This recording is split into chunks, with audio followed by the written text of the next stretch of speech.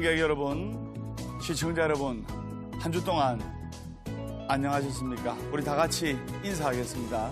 술술 풀릴 겁니다. 술술 풀릴 겁니다. 네, 말 그대로 보아사법담 스님의 술술 풀리는 소원성취 이야기를 시청하시는 여러분들이나 앉아 계신 방청객 여러분들, 올 한 해 2014년 갑오년 청마의 해 하는 일이 술술 풀릴 거라 소승이 확신합니다. 오늘은 제가 저번 시간에 행복한 인생에 관해서 본문을 했는데 그 강의가 반응이 너무나 좋았습니다. 그래서 오늘은 행복한 인생 3편에 관해서 말씀을 드릴까 합니다. 재미난 이야기 한 가지 하겠는데, 어떤 양반이 결혼을 했어요. 옛날에는 다 조선시대 이럴 때는 막 10대 후반, 20대 초반에 결혼하고 했지 않습니까? 네. 그래서 이 첫째 부인이 너무나 헌신적으로 일을 하고 또 남편 내조하고 해서 남편이 날이 갈수록 부자가 되는 거예요.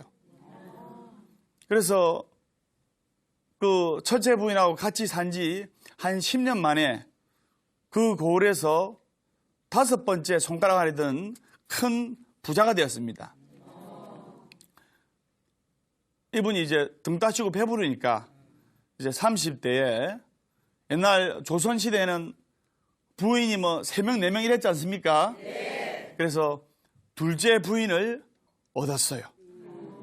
첫째 부인은 속이 타지 않습니까? 네. 그래서 둘째 부인을 얻어가지고 또 재밌게 시간을 보내는데, 둘째 부인의 애교에 빠져가지고 이 본 남편이 막 정신을 못 차린 지경이었어요. 그래 또 세월이 한 10년 정도 흘렀습니다. 그래 40대 한 후반 정도 됐어요. 40대 후반 정도 되었는데, 이때니까 남자 나이 40대 후반 정도 되고 또 더 부자가 되었어요. 그러니까 이제 둘째 부인도 실증나고 셋째 부인을 오게 된 겁니다. 그래서 셋째 부인을 얻고 또 셋째 부인의 애교에 정신줄을 놓을 정도로 치마폭에 빠져가지고 시간만 보내는 겁니다. 그래도 이 첫째 부인을 잘 얻은지라 이 집안이 자꾸자꾸 번성해가지고 50대 정도 되니까, 이 양반이 50대 정도 되니까 그 고을에서 제일 가는 부자가 된 겁니다. 제일 가는 부자가 되니까 요즘 치면 재벌이 된 거죠. 요즘 치면 수백억대의 재벌이 된 거죠. 이러니까 첫째 부인, 둘째 부인, 셋째 부인 다 실증나니까 50대 나이에, 50대 중반의 나이에 이제 젊은 여자하고 한번 살아가 보고 싶은 그런 욕망이 일어나가지고 20대 젊은 처자를 돈으로 사다시피 해가지고 이래가 넷째 부인을 얻어가지고 그 넷째 부인한테는 쌀창고 키, 재물창고 키까지 다 맡긴 거예요. 환심을 얻으려고, 넷째 부인한테 환심을 얻으려고. 그래야 또 때가 쏟아지도록 행복하게 살고 있는 거예요. 그런데 사람은 누구나 생로병사를 피해갈 수 없지 않습니까? 네. 우리 부처님께서도 83세라는 연세에 니르바나, 즉 열반에 드셨습니다. 연세가 이제 70이 넘으니까 이 남자가 이제 늙고 병들고 하니까 지병이 생기고, 지병이 악화가 되니까 이제 임종을 앞둔 거예요.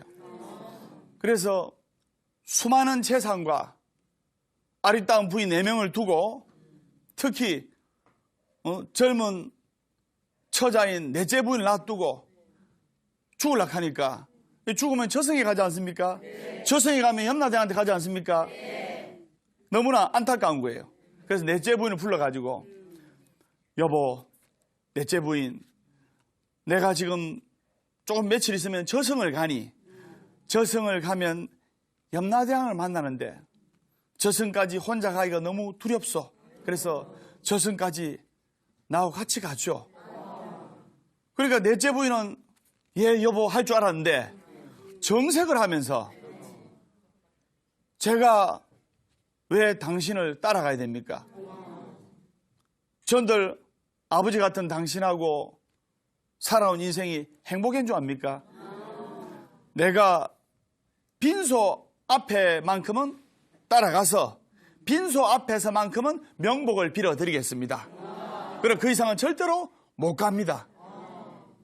난들 젊은 사람하고 같이 데이트도 해보고 만남도 가져보고 그런 마음이 왜 안 들겠습니까? 빈소만큼은 따라가리다. 그 말에 본 남편이 서운합니까? 안 서운합니까? 서운해요. 자기 딴에는 서운할 거 아닙니까? 네. 그래서 셋째 부인을 불러가지고 셋째 부인 손을 잡으면서 여보 내가 죽어서 저승에 가야 되니 저승까지 나하고 손잡고 같이 가줄 수 있죠 하니까 셋째 부인이 화를 버럭내면서 내가 저 넷째가 들어와가지고 얼마나 마음고생을 많이 한지 아십니까? 내가 피눈물을 흘렸습니다. 당신한테는 말을 내가 안 했지만은 그래도 당신이 내 서방인지라 화장터까지는 내가 따라가 드리더라. 화장터 앞까지는 내가 가겠습니다. 이랬어요. 넷째 부인보다는 대답이 낫지만 그래도 서운해야 서운 안 해요. 서운해요. 그래서 서운한 마음을 참고 다시 둘째 부인을 불렀어요. 그래서 둘째 부인을 불러가지고 여보 내가 지금 죽을 날이 오늘 내일 하니까 내 지금 저승 가니까 저승까지 나하고 같이 꼭 가줬으면 좋겠어 여보. 이러니까 둘째 부인이 찬바람나게 내가 두 번째 부인으로 왔을 때는 당신이 세 번째, 네 번째 부인을 절대로 안 맞을 것 같이 나한테 잘해주더니만 시집 온 지 10년 만에 셋째 또 시집 온 지 20년 만에 넷째 부인을 맞이하니 내 속이 어떻겠어요? 나는 당신한테 속아서 시집 온 거나 다름이 없어요. 함께 가고 싶은 마음은 틀 것만큼도 없지만은 그럼 내가 당신하고 20년간을 살았고 당신한테 메인 몸이니 내가 따라는 가겠습니다. 그런데 좋아서 따라가는 것은 절대로 아닙니다. 내가 가고 싶어서 가는 것이 아니고 당신한테 메인 몸이기 때문에 하는 수 없이 따라가는 겁니다. 원하는 대답을 이 본 남편이 얻었습니까? 못 얻었습니까? 찝찝하잖아요, 그 말이. 좋아서 가는 게 아니고 당신한테 메인 몸이니까 억지로 끌려가다시피 간다니까. 다시 마지막으로 이제 모든 희망을 버리고 체념을 하고 첫째 부인 조강지처지요. 첫째 부인을 불렀어요. 첫째 부인은 손을 잡으면서 여보 내가 그동안 둘째 부인, 셋째 부인, 넷째 부인을 얻어서 이러는 동안 당신은 논농사며 밭농사며 집안일이며 온갖 굳은 일을 도맡아 해왔소. 내 너무나 고맙게 생각하고 있고 당신은 조강지처인데 내가 기대는 안 합니다. 둘째, 셋째, 넷째 부인에게 다 퇴짜를 맞았기 때문에 그러나 마지막으로 내 이야기는 한번 해봅니다. 내가 저승 가는데 저승까지 따라와 줄 수 있어? 그러니까 포기를 하고 이야기를 하니까 둘째, 셋째, 넷째 부인한테 다 퇴짜를 맞았잖아요. 그런데 첫째 부인이 예, 서방님 저는 지옥 끝까지라도 따라가겠습니다. 열려는 불사의 불근을 저는 살아도 당신 집 사람이요 죽어도 당신 집 귀신입니다. 저는 따라가겠습니다. 이제 그 말을 들은 이 본 남편이 임종할 때 그나마 마음의 안식을 얻고 편안히 임종을 했습니다.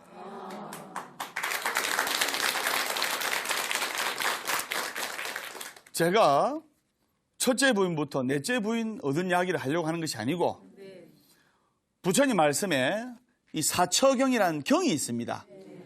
이 경의 내용을 비유를 한 건데 넷째 부인은 뭐냐? 넷째 부인은 이 본남편이 재물키를 맡겼죠. 넷째 부인은 바로 재물을 뜻합니다. 재물은 주인이 죽으면 절대로 저승까지 못 따라갑니다. 스며 맞죠? 그리고 셋째 부인은 뭐냐? 셋째 부인은 어디까지 따라간다 했습니까? 그렇죠. 목사님 참 똑똑하시네. 예. 네. 고등학교도 공부 잘했겠다. 예. 셋째 부인은 화장터 앞에까지는 따라간다 했어요. 이 셋째 부인은 바로 뭐냐? 자식과 친척들입니다. 여러분들 부모님이 아버지 어머니가 돌아가시면 여러분들이 화장터 앞에까지는 따라가지 않습니까? 자식으로서 가족으로서 또는 친척으로서 화장터 안에 불구덩이 안까지 따라갈 수 있어요 없어요? 못 가지 않습니까? 그래서 이 사처경의 말씀에 셋째 부인은 바로 자식과 친척을 뜻합니다. 둘째 부인은 뭐냐? 둘째 부인은 아까 둘째 부인이 하는 말이 나는 따라가기는 따라갑니다만은 당신한테 매일 몸이니까 억지로 따라가는 거지 좋아서 가는 건 결코 아닙니다. 이리 이야기하죠. 이게 바로 자신의 몸뚱이를 말합니다. 그래서 둘째 부인은 함께 가고 싶은 생각은 털 것만큼도 없지만은 당신이 가자고 하니까 간다고 했어요. 즉 이 혼이 마음이 즉 혼이 다하면은 육신은 따라가야 돼요. 뇌사 상태가 되면 뇌가 죽으면 몸도 죽는 거예요. 뇌가 죽으면 나중에 뇌사 상태가 되면 모든 기능이 정지하게 됩니다. 그래서 둘째 부인은 바로 자신의 몸뚱이를 뜻합니다. 무슨 말인지 아시겠죠? 첫째 부인은 뭘 뜻하냐? 바로 자신의 마음자리, 자신 본 마음의 본연 자리를 뜻하는 겁니다. 즉 도를 뜻하는데 이걸 자성불이라고도 합니다. 우리가 모든 사람들이 자신의 마음자리는 괄시하고 천대하면서 넷째 부인인 재물, 돈, 셋째 부인인 자식, 둘째 부인인 자신의 몸뚱이에 집착을 하면서 한평생을 허황된 꿈을 쫓다가 시간을 보내는 사람들이 너무나 많습니다. 스며 맞죠? 네. 하물며 집에서 키우는 강아지가 없어져도 하루 종일 찾아 헤매는 게, 그 강아지를 찾아 헤매는 게 사람의 마음이거늘.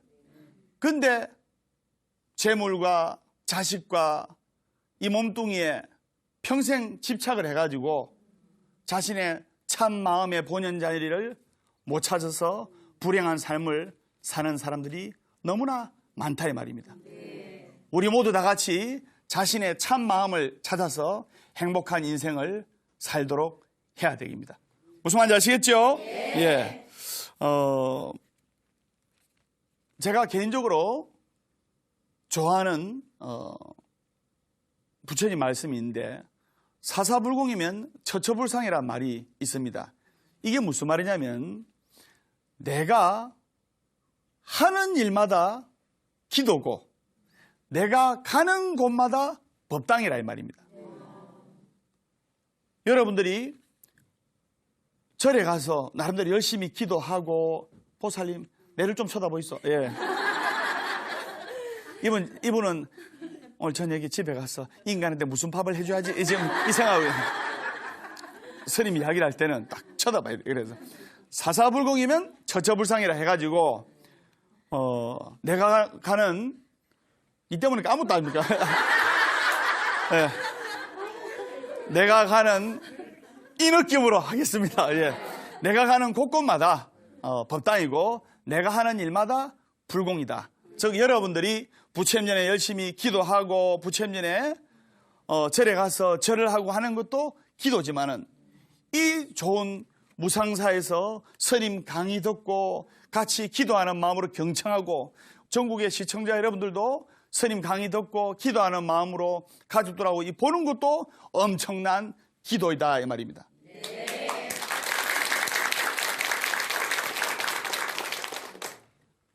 보아서 법담 스님처럼 숨쉬는 순간순간마다 부처님의 가피를 느껴야 됩니다. 절에 가서 기도하면 불자고 집에 와서 오면 또 아니고 그러면 안 돼요. 숨쉬는 순간순간마다 부처님의 가피를 느끼고 관세음보살님과 화엄성주님의 가피를 느끼는 그런 불자가 돼야 되겠습니다. 여러분들이 왜 부처님께 감사드려야 되냐면 천수경의 말씀에 백천만급 난조우라 불법 만나기가 백천만급 지나도 만나기 어렵다 이 말입니다. 그럼 스님 이 백천만급이 뭡니까? 이렇게 물어보는데 백천만급 난조우라는 것은 쉽게 비유를 들자면 눈먼 거북이 있죠. 눈먼 거북이가 3000년 만에 우연찮게 바다에 나와가지고 거북이도 한 번씩 호흡을 해야 될 거 아닙니까? 3000년 만에 바다에 나와가지고 우연히 구멍 뚫린 물에 떠있는 나무 가지에 목을 걸쳐놓고 숨을 한번 쉬는 것과 같은 것이 바로 백천만급 난조우다. 얼마나 그러면 어려워요. 불법을 만나는 것이. 눈먼 거북이가 3000년 만에 한번 나타나가지고 물 위로 나와가지고 가지 위에 목을 걸치고 숨만 번 내뱉는 것과 같이 만나기 어려운 것이 바로 불법이라 이 말입니다. 그래서 여러분들은 항상 기도하는 마음으로 살아야 됩니다. 무슨 말인지 아시겠죠? 인생을 행복하게 살려면 가급적이면 화를 안 내야 돼요. 화를 많이 내면 화가 따릅니다. 화를 많이 내는 사람은 화가 따라요.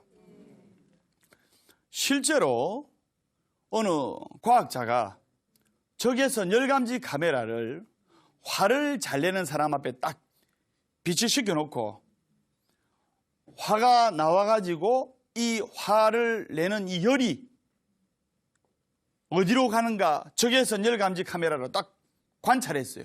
그런데 묘한 일이 일어났는데 우리가 화가 나면 열받는다는 말 있죠?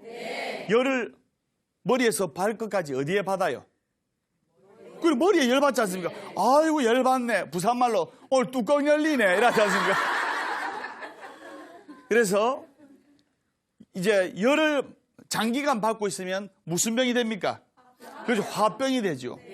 화병이 걸리면 심장도 안 좋아지고 간도 안 좋아지고 오장육부도 안 좋아지고 눈, 코, 입이 떨리고 막 밤에 잠도 안 오고 여러 가지 복합병을 일으킵니다. 보사님 얼굴 보니까 맞아. 화병에 한번 걸리면 보니까 한 번쯤은 걸릴만 합니다. 그래서 화를 어떤 사람이 막 불같이 내는 거예요. 그래서 적외선 열 감지 카메라를 딱 보니까 화가 말 그대로 열받는다. 머리에서 붉은색 기운이 나오는 거예요. 붉은색 기운이 나와가지고 이게 다른 데로 배출이 되는 것이 아니고 잘 들으세요. 붉은색 기운이 싹 나와가지고 자신의 심장 쪽으로 다시 들어가는 겁니다. 따라서 화를 많이 내게 되면 심장과 간에 열이 모입니다. 그래서 특히 심장, 특히 간, 오장육부가 안 좋아지게 됐습니다. 행복한 인생을 살려면 화를 자제를 해야 됩니다. 무슨 말인지 아시겠습니까? 그러면 여러분들은 대부분 불자들인데 화를 그러면 어떻게 삭히고 화를 어떻게 푸느냐? 어떤 불자님이 법담 스님은 화를 어떻게 푸세요? 이러는데 스님은 당연히 기도로서 풉니다. 화가 났을 때는 기도로서 독경, 사경, 연불, 참선 이 다 기도에 포함되지요. 또 더 넓은 기도는 봉사, 남을 위해 이 헌신하며 사는 것. 예. 이것도 큰 기도입니다. 그러면서 화를 제때제때 풀어야 됩니다. 화를 다스려야 되고. 설명 맞죠? 예. 그리고 이 화덩어리를 이 화가 나게 되면 이제 화덩어리 되는데 화덩어리를 자신의 몸이라 생각하면 안 되고 딱 떼어놓고 객관화 쳐다볼 줄 알아야 됩니다. 예를 들어 화를 낸다. 그러면 그 화 속에 갇혀 있으면 안 되고 내가 오늘 화를 내네. 조금 자제해야지. 이렇게 화를 객관화시켜서 보면 화를 충분히 다스릴 수 있습니다. 기도와 참선과 독경과 또는 봉사와 사경으로서 화를 다스렸죠. 법담 스님이 또 거기에서 개인적으로 추천을 하는 화를 다스리는 법은 기도, 참선, 사경, 독경, 봉사 거기에다가 금상첨화로 플러스로 뭐냐? 노래로서. 법담 스님 노래 잘하지 않습니까? 노래로서 화를 풀어야 돼. 스님 노래로서 화를 어떻게 풉니까? 그런데 예를 들면 보살님 예를 들어 실현을 당했다. 사랑하는 사람한테 버림을 받았다. 소주 마시면 여보 하면서 이러지 않습니까? 그래 울고만 있으면 말 그대로 아까 무슨 병이 생긴댔죠? 그렇죠. 화병밖에 안 와. 그러면 노래방 딱 가서 실현을 당했다. 노래방 가죠. 가지 마오 나를 두고 가지를 마오 이대로 영원토록 한 100년 살고파요 나를 두고 가지를 마오 쿵짜자작짝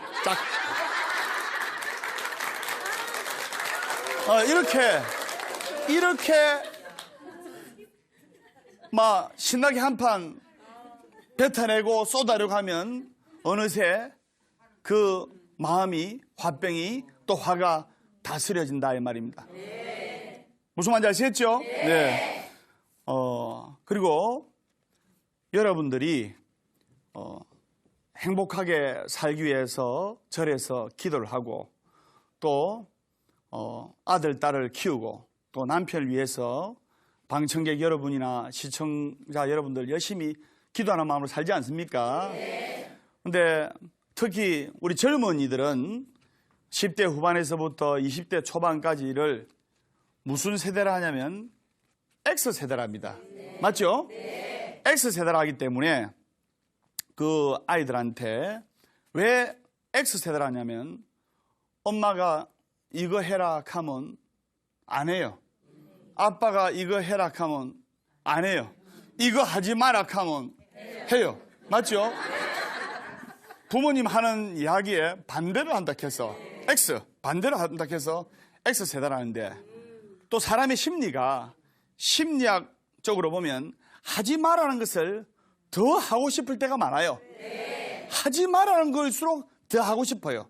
이것을 심리학 용어로 아이러니 효과라 하는데 모순된다는 말이죠. 그래서 가급적이면 여러분 자녀분들한테 하지 마라 이래 하지 말고 예를 들어 엄마 컴퓨터 오락 오늘 새벽 1시까지만 할게. 그러면 엄마들이 그럼 해라 안 되고 그러면 보통 엄마들이 하지 마라 하지 않습니까? 이왕이면 긍정의 말로 유도를 해야 돼요. 그럼 너 내일 숙제 있지? 엄마 그럼 숙제만 완벽하게 다 해놓고 해라. 이래야 아들, 딸이 긍정의 효과로 잘 따릅니다. 무조건 하지 마라 하면 더 하고 싶어요. 그런 아이들 보면 입을 덮어놓고 오락하잖아요. 입을 덮어. 맞죠? 예. 부처님 말씀이 한 구절 떠오르는데 금강경의 말씀에 금강경 제1사국에 보면 범소유상 개시엄왕 약견재상비상 적견열애라는 말이 나옵니다. 이게 무슨 말이냐? 무릇 모양이 있고 형상이 있는 것은 반드시 깨어지고 마는 험한 것이니 그 모양이 영원하지 않는 이치를 안다면 바로 부처의 경지에 들어간다라고 부처님께서는 21년간이나 금강경을 설하셨습니다. 이게 무슨 말이냐? 물도 지금 모양이 있지만 한 달이나 두 달 후면 썩습니다. 설명 맞습니까? 형상이 있지만 흩어지고 깨어지고 마는 험한 것입니다. 이 옷도 언젠가는 낡아가지고 헌 누더기 옷이 됩니다. 설명 맞습니까? 또 여러분들이 너무나 애지중지하는 여러분들의 몸뚱이, 이 몸뚱이도 한 해 한 해 다르고 한 해 한 해 무릎이 시큰거리고 허리가 아프고 그런데 금강경의 말씀에 아상, 인상, 중생상, 수자상에 빠져가지고 이 사상에 빠져가지고 내가 최고다, 내 잘났다, 니 잘났다, 내 잘났다, 니 잘났다, 그리고 안 죽는다. 우리 50년 후면 그냥 한 장의 사진 남아있어요. 설명 맞습니까? 그런데 천년만년 살 것 같이 자신의 몸을 가꾸고 천년만년 살 것 같이 자신의 몸뚱이에 집착하고 한단 말입니다. 그게 수자상이죠. 너무 그렇게 살 필요는 없습니다. 그냥 우리 세월에 따라 세월의 흐름에 세월의 파도에 두둥실 맡기면서 살면 노화도 좀 지연이 되고 법담 스님처럼 호케이 웃으면서 살면 또 잘 안 늙어요. 어떤 분이 법담 스님 몇 살입니까? 그런데 내 나이 묻지 마세요. 예.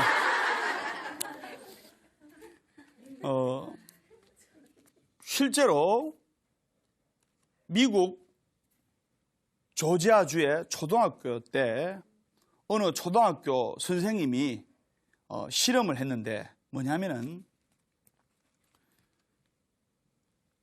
그 미국 조지아주의 초등학교에는 빈민가였어요. 빈민가. 그리고 아이들이 1학년 초등학생인데 1학년 초등학생 정도면 뭐 받아쓰기 적당히 하고 동화책 정도는 또박또박 뭐 어느 정도 읽을 수 있는 나이 아닙니까? 그런데 거기에 있는 아이들이 많이 배우지도 못했고 사회 형편도 어렵고 유치원도 잘 못 갈 이런 수준이고 하다 보니까 성적이 너무나 엉망인 거예요. 1학년 초등학교 학생들이. 그러니까 선생님이 묘안을 내어서 이제 칭찬 기법으로서 이 아이들의 성적을 한번 끌어올리기로 실험을 했어요. 그 공부 못하는 1학년 아이들을 오늘부터 여러분들은 이 선생님이 여러분들을 학자라고 부르겠습니다. 이랬어요. 1학년 공부 못하는 아이들을. 그러자 1학년 아이들이 학자란 말이 생소하지 않습니까? 8살 아이의 수준으로서는 선생님, 학자가 뭐예요?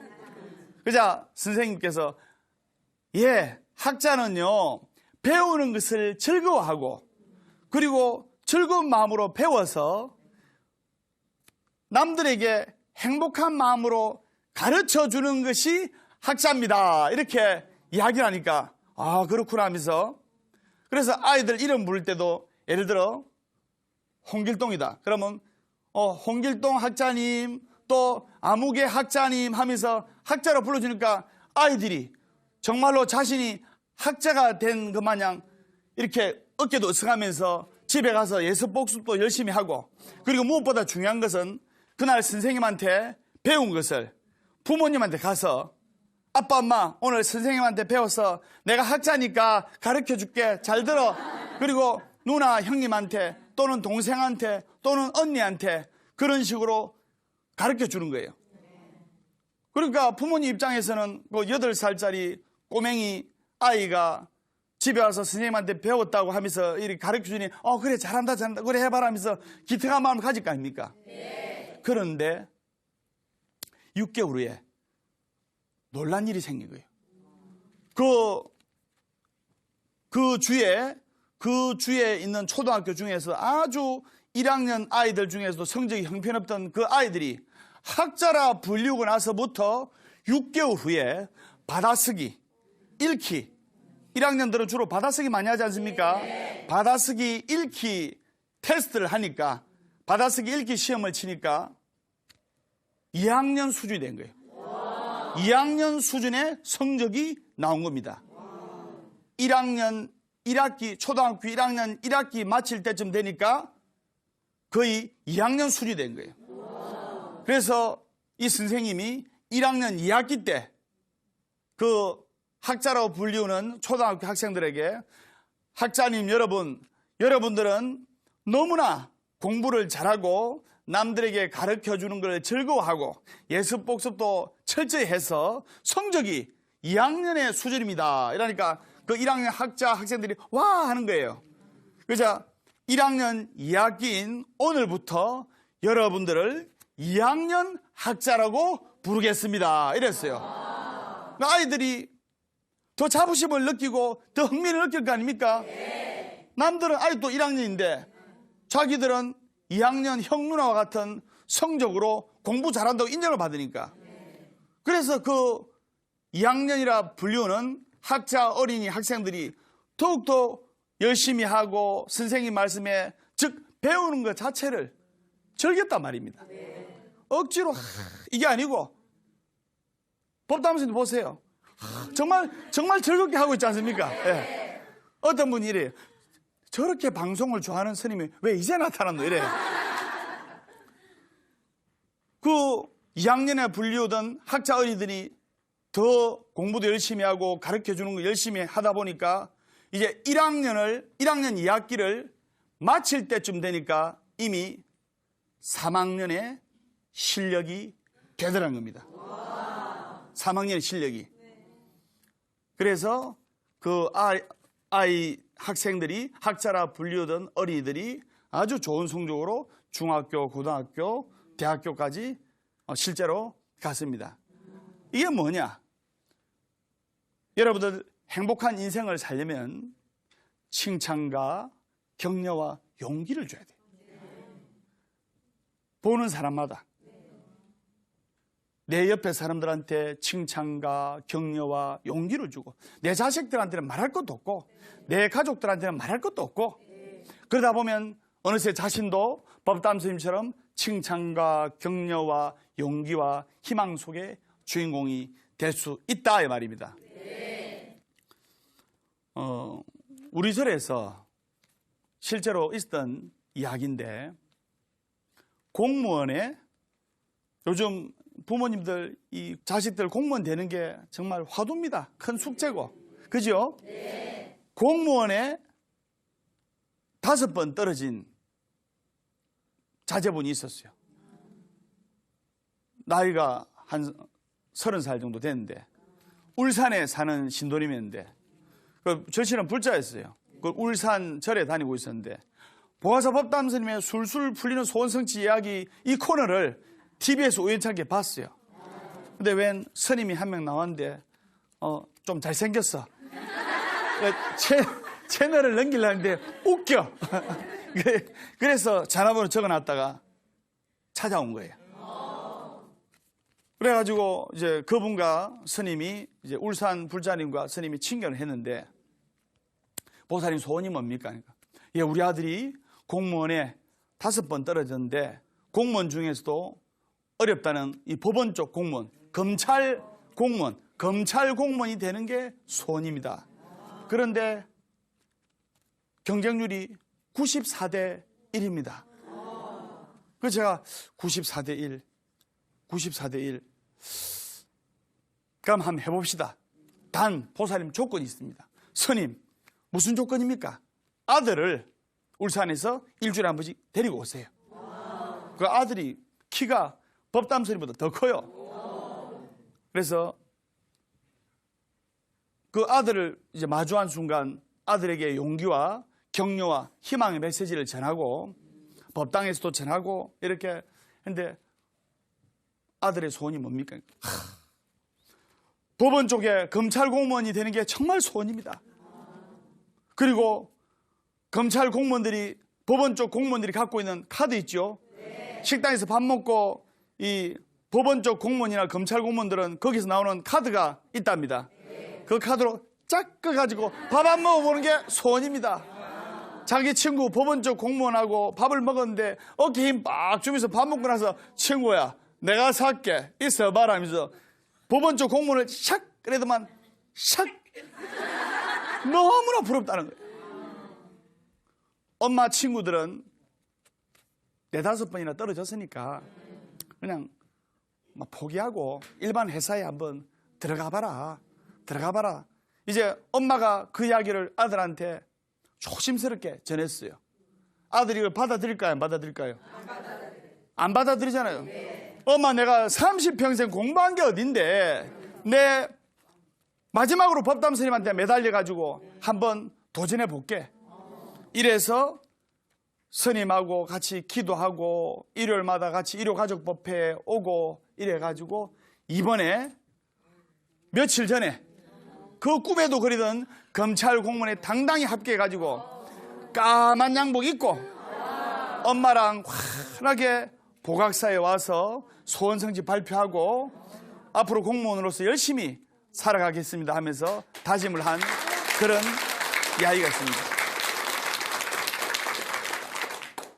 여러분들 살아있는 한 희망이 있으니까 결코 포기하지 말고 기도하고 괴로우면 기도하고 외로우면 염불하고 조용하면 참선 독경하시기 바랍니다. 무슨 말인지 아시겠죠? 네.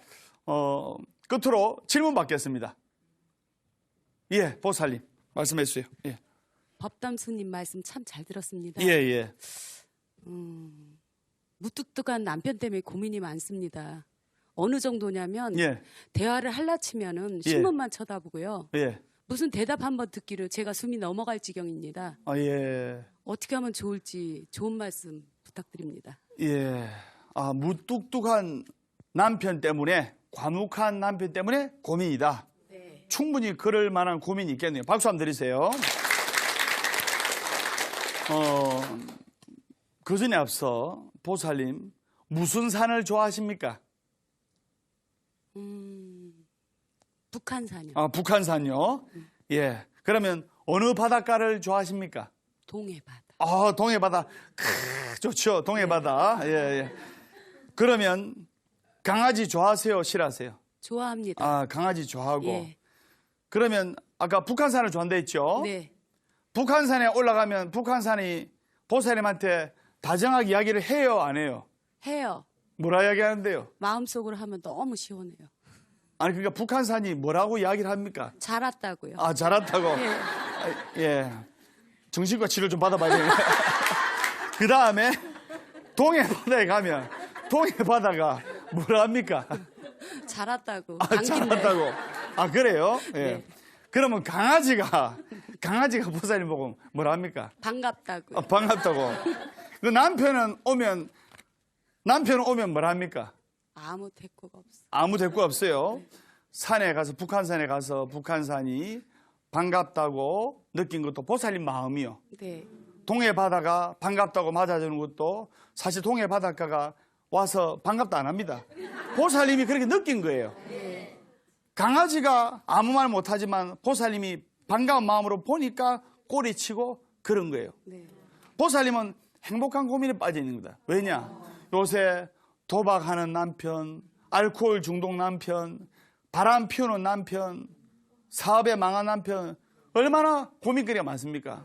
남편이 그나마 성실하게 일 잘하고 집에 와서 말수만 좀 작다 뿐인데 또 남자가 말이 너무 많아도 안 좋아.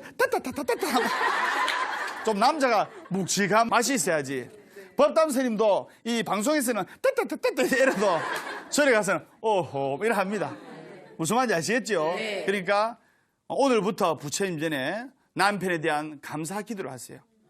아무 탈 없이 무탈하게 월급 봉투 갖다 주는 우리 남편의 교통안전과 안전운행과 또 남편의 건승을 바라면서 오늘부터 여보 감사합니다 하면서 진심으로 감사의 마음을 가지면서 남편을 맞이하고 남편을 대하면 이 보살님 행복한 고민 맞죠? 네. 남편이 바람 피운다 생각해보세요. 예. 말 한마디도 안 해줬다. 그죠? 바람만 피우지 마라 할 거 아닙니까? 그죠? 그래서, 그 고민이, 남편에 대한 감사의 기도로 회양이 되면 보살님 고민이 해결되라 소승이 확신합니다. 고맙습니다. 그래서 여러분들, 보가사법담스님의 술술 풀리는 소원성취 이야기, 행복한 마음을 가지고 또 기도로서 화를 다스리고 또 칭찬과 격려와 용기를 내 옆에 사람들에게 복돋아주면 행복한 인생이 될 겁니다. 법담스님의 술술 풀리는 소원성취 이야기 다음 주 뵙겠습니다. 술술 풀릴 겁니다.